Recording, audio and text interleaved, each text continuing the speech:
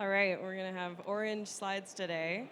Hi, everyone. My name is Asta. I'm CTO and co-founder at Privy, and this is a primer on how we think about web application security.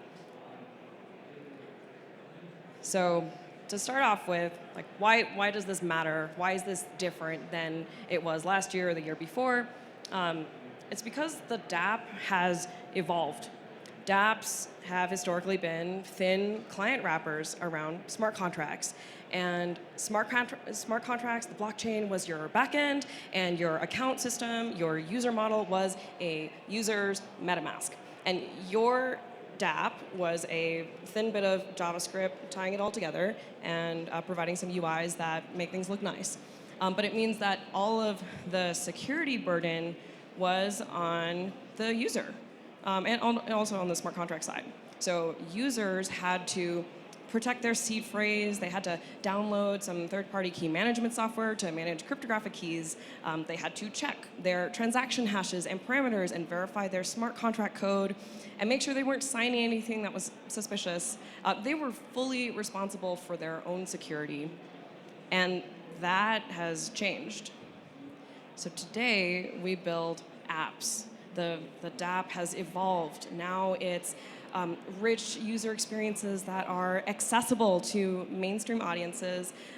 They are largely built on a standard web stack and combine sources of Web 2 data and data stored in a traditional backend. And they use blockchain as infrastructure that provides incredible, valuable properties like user ownership, public verifiability, interop, composability, decentralization. But it's woven together with the rest of your stack and backend to provide an experience that is unlike what it used to be, and that's accessible universally. So the age of dApps has shifted to the age of apps, and what that means is a paradigm shift in terms of how we think about security as well. So to walk through some examples of consumer products and other products that are built with blockchain infrastructure that represent this phase shift.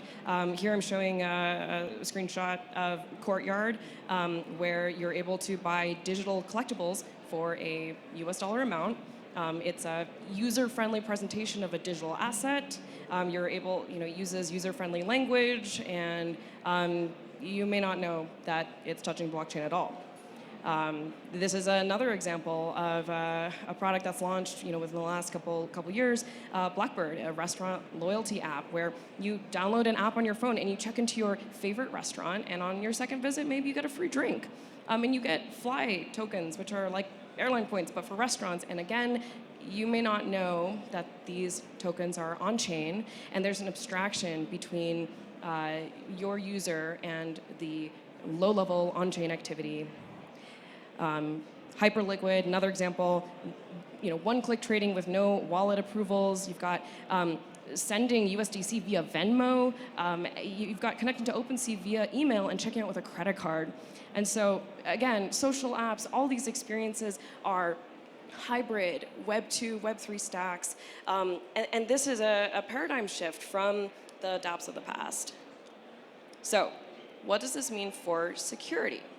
Because your app provides user-friendly context and an abstraction layer on top of what's happening on the blockchain, you also take on more responsibility for security and trust. And this is really important. Like, why should you do this? Why should you take on this burden? It's because we're in the age of building applications that use blockchain, but also achieve massive scale. And if you want to build an app that achieves massive scale, that means you have to build trust in your product. You take on more security burden, and you have to build incredible user experiences that are accessible to people who may not know how to custody cryptographic keys. And that's got to be okay if we want to build a product at massive scale. So that's why we have to think about application security in an end-to-end way, and build apps that are deserving of the trust that widespread users place on these apps. So how do we think about application security? There's a few mental models that I wanted to walk through. One is approach your application from the point of view of thinking through threats and building out threat models, like reasonable, well-structured threat models, avenues for attack, mitigation mechanisms, and thinking through your system from a security and threat model perspective. This is like basically the biggest framework for application security. And it starts with modeling your system, like really understanding what do you care about? What are the security requirements? What are the kind of invariants that you want to provide? And also, like, what's valuable? If people were trying to attack your application, what is the thing they're actually going for? Is it data? Is it assets? Is it accounts? Like, think about your app from the point of view of what could go wrong and what do people who want to attack you, what are they trying to go after? From there, think about how are they going to, what are the things that go wrong? Like, how are they going to try to attack those places of value? And this is not only, like, it's not only important to figure out what are the avenues for threats, but also to prioritize them, because you're like a human with a limited number of hours in your life and a limited number of hours that your team can devote. And so you have to attack the things that are most important first. So prioritize by risk, prioritize by value. And similarly, determine the countermeasures that make sense according to the threats that you've modeled. So bring this like structured thinking into your threat model process. It's like really easy to build an app and like either not be thinking enough about this or be like losing sleep constantly and not know how to prioritize things because there's like a million risks present. And so by breaking it down into structured components, you like have a foothold with which you can start tackling these important security parameters. The second guiding principle that that's a really important part of application security is defense in depth, which is as you think about threat avenues, for example, someone trying to go after your user data, you can say, oh, well, I have this password on my database and like call it a day. But defense in depth is about thinking about what can go wrong and making sure there are layers and layers of protections in place in case something does go wrong. Like, why do we have MFA turned on our accounts? Well, technically, your like first login method should usually be fine. Like, probably if you're logging in with email, most of the time your email hasn't been compromised. But that's like not the end of the story. Your user account is too important for it to be only locked down with one mechanism. We want to turn on multi-factor auth so that you have another form of authentication in case something goes wrong. And that's an example of defense in depth, which is that each individual layer provides coverage,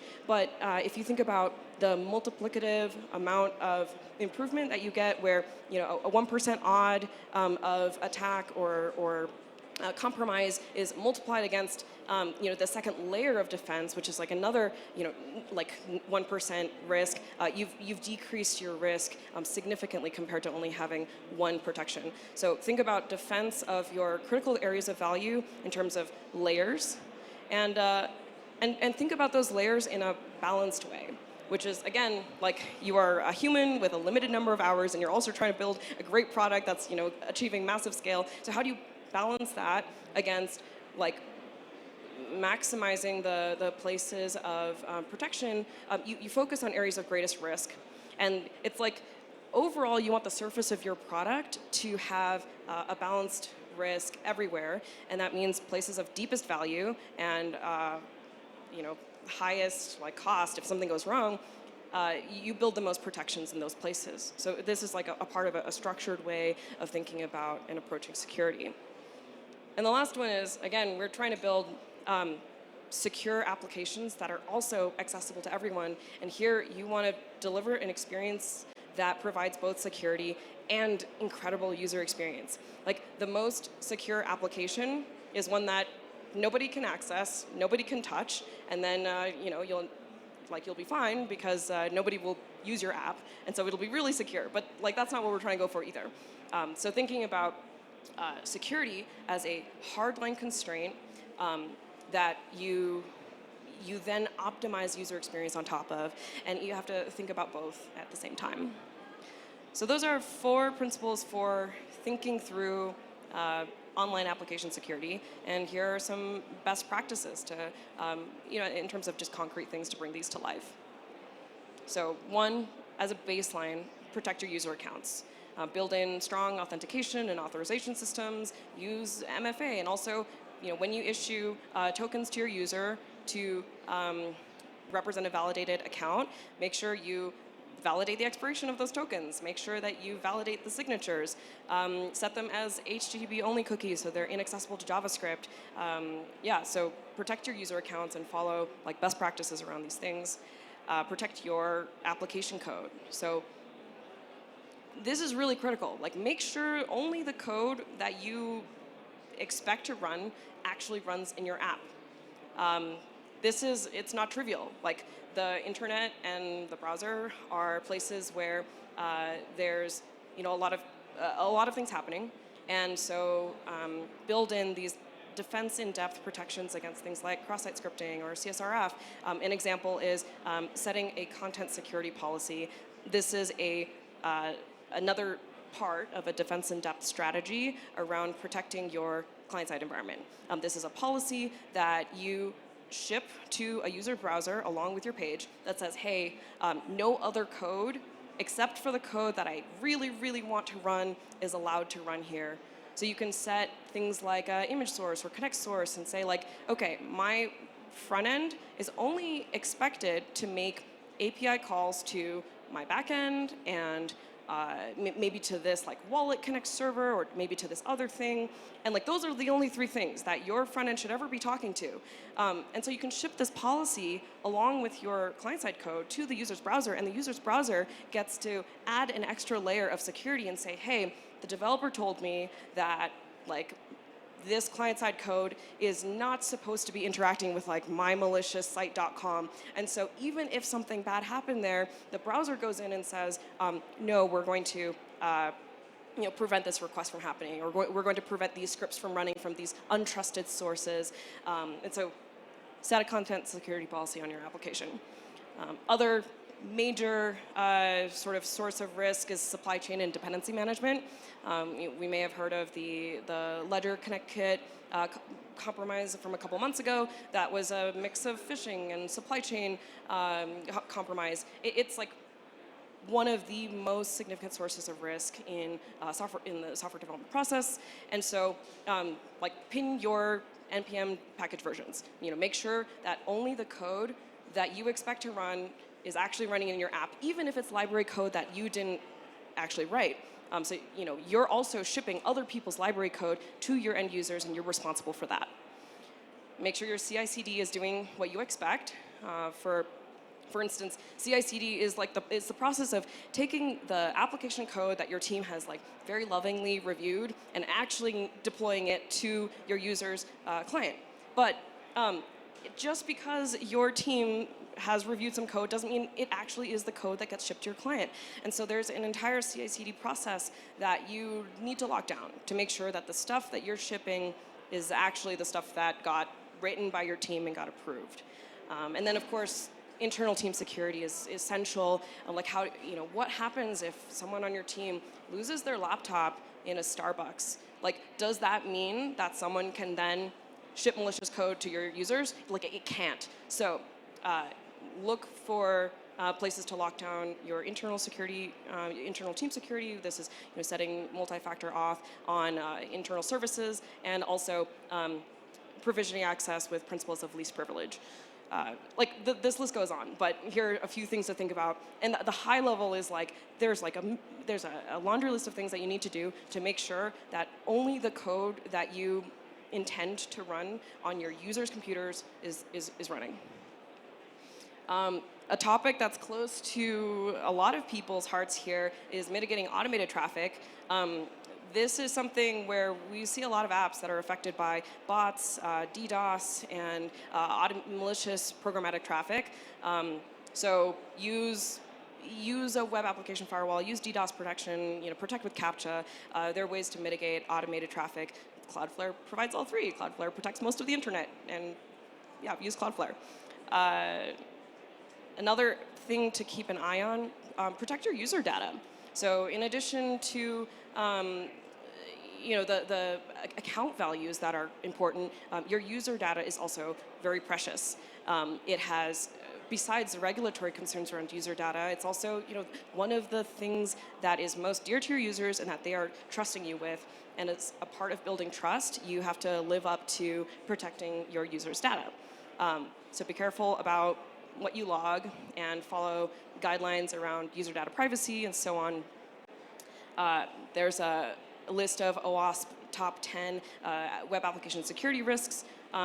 This goes into a few of the things I covered already and more, so a great resource here. And then the last one is, do inform your users too. So the greatest source of risk generally for account security is actually phishing. And it's it seems dumb, but it's you're, someone getting an email that says, hey, I'm your CEO, please give me your password.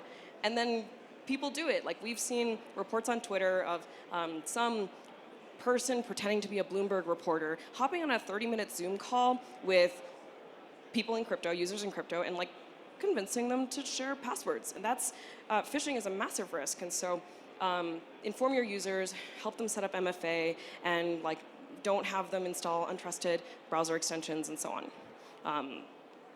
So how we think about security at Privy, we build with a secure, audited architecture and crypto system designed with the principles in mind that I mentioned in defense and depth.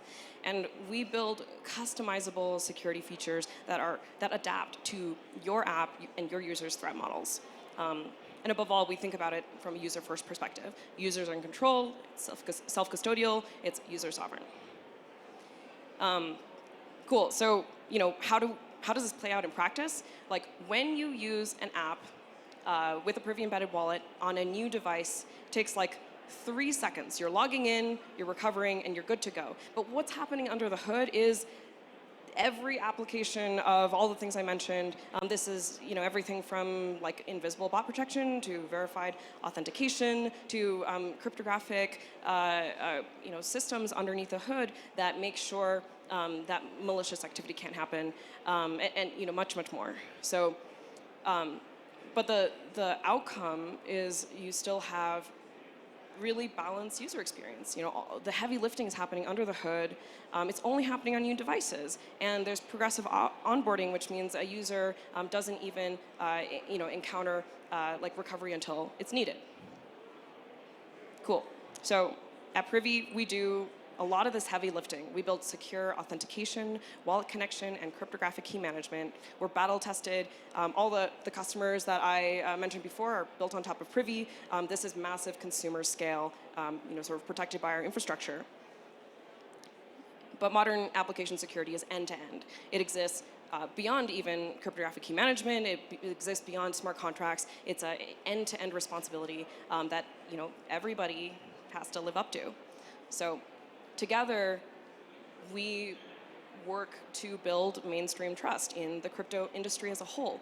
Every single online application needs to protect users. And in order to deliver the kind of transformative user experience that makes applications accessible to every single user universally, app developers need to take on more responsibility. We have a joint duty to continue to improve the user experience and security baseline for our entire industry. Thank you.